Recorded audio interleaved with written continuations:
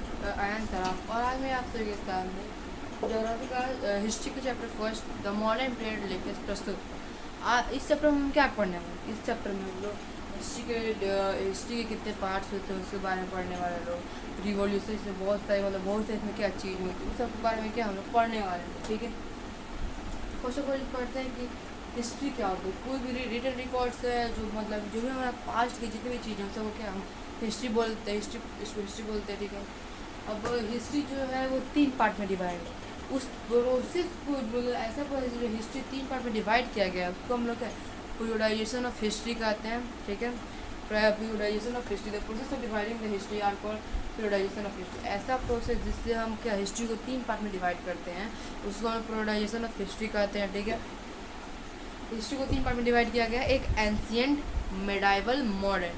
अब ये क्या हुआ था, क्यों बांटा गया, इसके कारण क्या थे, क्या क्या चेंजेस उन सब के बारे में हम लोग पढ़ने वाले हैं इस चैप्टर में।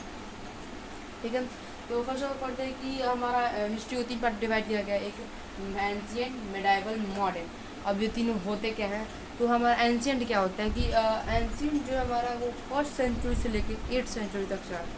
ठीक है, ये हमारा एक टाइमलाइन है। ये हमारा क्या एक टाइमलाइन है जिसमें बताया कि 1st सेंचुरी से लेकर 8th सेंचुरी तक हमारा एंशिएंट पीरियड चला था। ठीक है, मेडाइवल पीरियड कब से चला? तो मेडाइवल पीरियड हमारा 8th सेंचुरी से 18th सेंचुरी तक चला। 8th सेंचुरी से 18th सेंचुरी तक हमारा क्या मेडाइवल पीरियड चला। और 18th सेंचुरी के बाद से जितना भी अभी हो सकता है, अभी भी हमारा क्या मॉडर्न पीरियड ही चल रहा है। हो सकता है बाद में गवर्नमेंट हो गया चेंज कर सकती है, रोक सकती है। तो पहले हम लोग जान लीजिए कि एंशिएंट पीरियड कब से चला, मेडाइवल पीरियड कब से चला, मॉडर्न पीरियड कब से कब चला। तो अब इसको हम लोग बांटे क्यों? मेन रीज़न था कि ये तीनों जो है ये तीनों पीरियड है, इसमें कुछ बहुत सारे बदलाव आए जिसके कारण चेंजेस किया गया। ठीक है, तो पहला हमारा था एंशिएंट पीरियड। एंशिएंट पीरियड में क्या होता है, ये हमारा 1 सेंचुरी से 8th सेंचुरी तक चला था। इसमें क्या हुआ था कि जितने भी ब्रिटिश ट्रूप्स जो थे वो जितने भी ट्रूप्स जो थे वो क्या इस पीरियड में आए थे। जैसे हम देख रहे थे कि इंडिया के हाल कैसा, वो क्या है, कि क्या स्टडी करते थे, कोई भी चीज़ कि किसी कॉपी में क्या लिखते थे। ठीक है, ये हमारा क्या एंशिएंट पीरियड। अब मेडाइवल पीरियड में क्या हुआ, ये मेडाइवल पीरियड हमारा 8th सेंचुरी से 18th सेंचुरी तक चला। इसमें क्या हुआ कि जितने भी ब्रिटिशर्स जो थे, हमारा दिल्ली सल्तनत, the Mughal Empire, British English East India Company, ये सब हमारे क्या मेडाइवल पीरियड में आए। मेडाइवल पीरियड में क्या हमारा आए और हमारे पर क्या राज किए। ठीक है, और अभी मॉडर्न पीरियड में क्या हुआ, मॉडर्न पीरियड में हम लोग क्या अभी मॉडर्न पीरियड में क्या क्या बदला है? तो मॉडर्न पीरियड में अर्बनाइजेशन होने लगा, इंडस्ट्रियलाइजेशन होने लगा, कम्युनिकेशन होने लगा, जितने भी साइंटिफिक प्रोसेस होने लगा, कोई भी चीज़ को बताने लगा गया। ये सब चीज़ आने लगा क्या हमारे मॉडर्न पीरियड में हो गया। अब हम लोग पढ़ते हैं कि इंडिया में मॉडर्न पीरियड कैसे कब से कब तक चल रहा था। ठीक है, तो अब हम लोग पढ़ते हैं, हम लोग क्या न्यू इन्वेंशन के बारे में पढ़ लें। अब हम पढ़ते हैं इन यूरोप में क्या क्या हुआ था। तो हमारे बेसिकली बुक में हमारे यूरोप के बारे में दिया था, हम क्या यूरोप के बारे में पढ़ते हैं। यूरोप में जो मॉडर्न पीरियड यूरोप में चल रहा था उस समय जितने भी ट्रेडर्स जो थे, यूरोपियन ट्रेडर्स के साथ एशियन ट्रेडर्स जो थे वो यूरोपियन के साथ क्या ट्रेड करने लगे, रिलेशनशिप बनने लगा, इंटरनेशनल बनने लगा। ठीक है, वो लोग जितने भी एशियन ट्रेडर्स थे वो सब जिससे यूरोप के साथ ट्रेड कर रहे थे। तो इस वक्त हम लोग पढ़ते हुए न्यू इन्वेंशन होने लगा।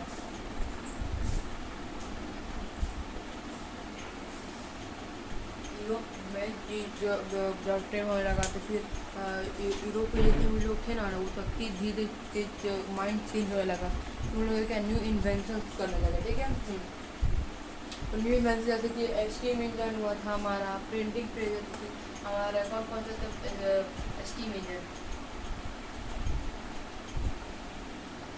स्टीम इंजन हमारा वो इन्वेंट हुआ था, प्रिंटिंग प्रेस,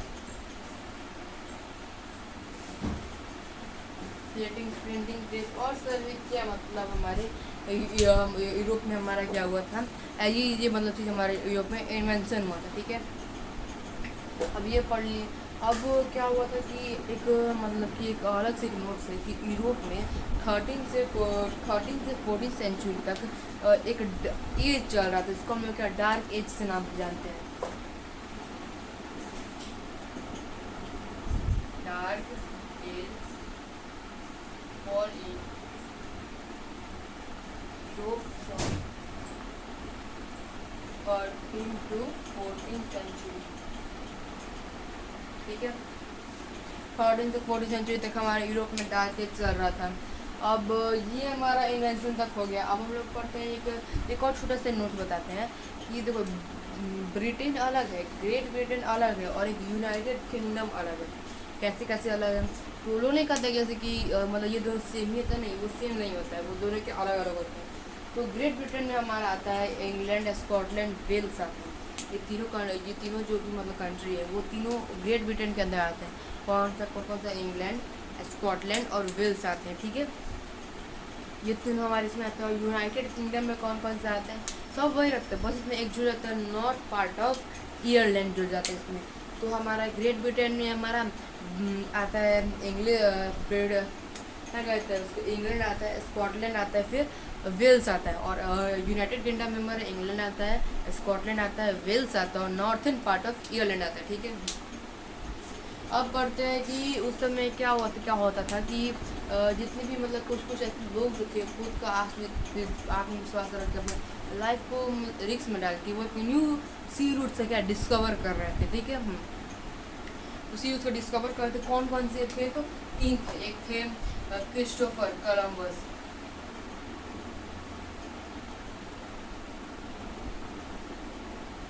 क्रिस्टोफर कोलंबस जो मतलब कि आपके इंग्लिश के चैप्टर 1 सेक्शन 3 के पोएम उनके बारे में दिया है कि वो क्या सी रूट्स डिस्कवर करने के लिए निकले थे। एक वास्को डा गामा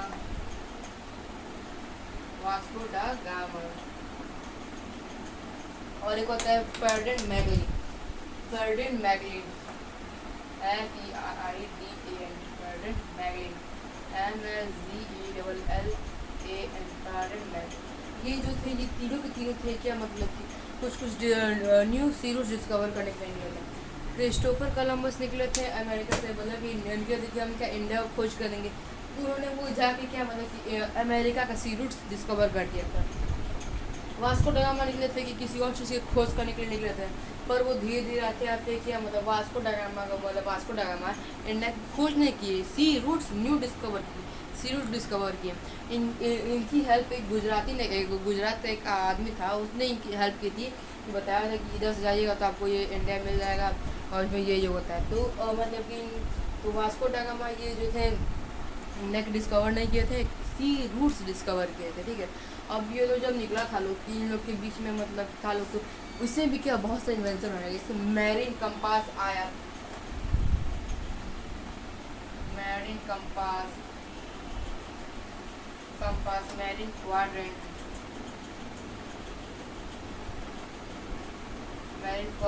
फिर कार्टोग्राफी,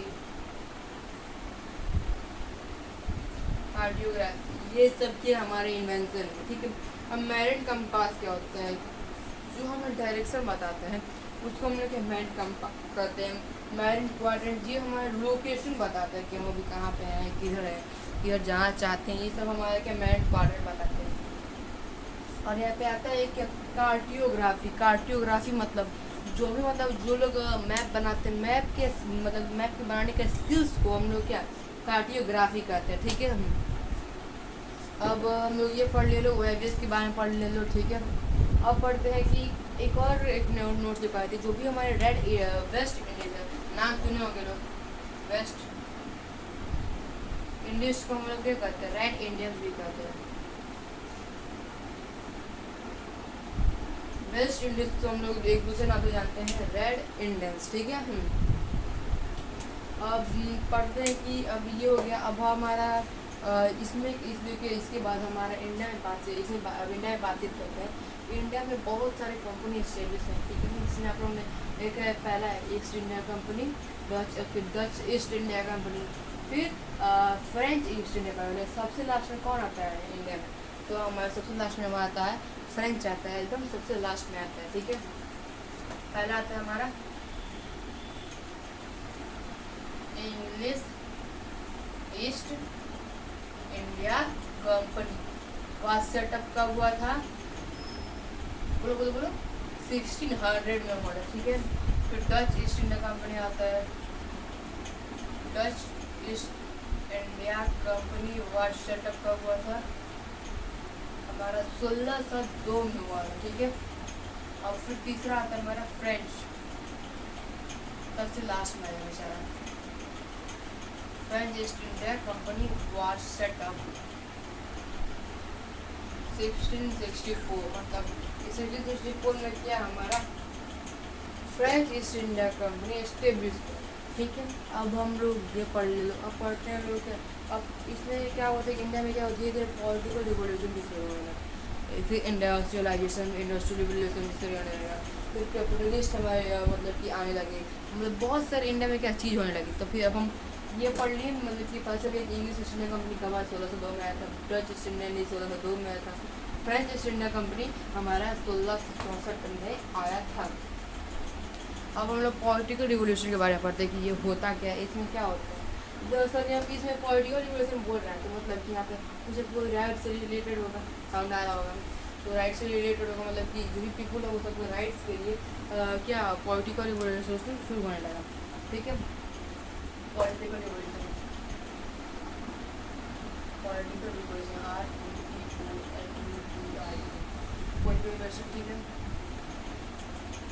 ठीक है। It established to give right to vote, ठीक है। राइट टू वोट के लिए मतलब कि पॉलिटिकल रिवोल्यूशन एस्टेब्लिश, सब लोगों ने बहुत ज़्यादा मांग की, नहीं नहीं हमको राइट टू वोट चाहिए, हम वोट देना, हम भी देना चाहते हैं, हम भी अपने से क्या लोगों को, अपने रिप्रेजेंटेटिव को क्या इलेक्ट करना चाहते हैं, ठीक है। अब ये मतलब हुआ था पहले कौन से कहाँ पे हुआ था हमारा, ये पहले हुआ था हमारा ब्रिटेन में हुआ था, ब्रिटेन इन कौन सेंचुरी में, इन 17th सेंचुरी, ठीक है। ब्रिटेन में पहले ये शुरू किया गया था, ब्रिटेन में, ठीक है। तो पहले उसके बाद ब्रिटेन जब शुरू हुआ, पहले ब्रिटेन जो था वो क्या एब्सोल्यूट मोनार्क था। एब्सोल्यूट मोनार्क मतलब मोनार्क दो होते हैं, एक एब्सोल्यूट और एक मोनार्क। एब्सोल्यूट मोनार्क मतलब जो भी मतलब कि देश का राजा होगा वो तो खुद होगा, ठीक है। उसके पास जो भी मन करेगा वो जिसका जो मन करेगा वो कर सकता है। और एक मोनार्क मतलब होता है कि वो पार्लियामेंट के आंसरेबल होता है, मतलब कि जो हम कुछ भी करना है तो हम पहले पार्लियामेंट से बातचीत करेंगे, राय सलाह लेंगे, बोलेगा तो हाँ, कोई बिल पास करना होगा तो इस तरह वो क्या खुद बिल पास नहीं कर सकता है, उसको पार्लियामेंट का सहारा लेना पड़ेगा, ठीक है। तो ब्रिटेन हमारा इस पर हुआ था, ब्रिटेन हमारा पहले क्या था, ब्रिटेन हमारा पहले हमारा एब्सोल्यूट मोनार्क था। फिर ये देन स्लोली स्प्रेड करके कहाँ पे स्लोली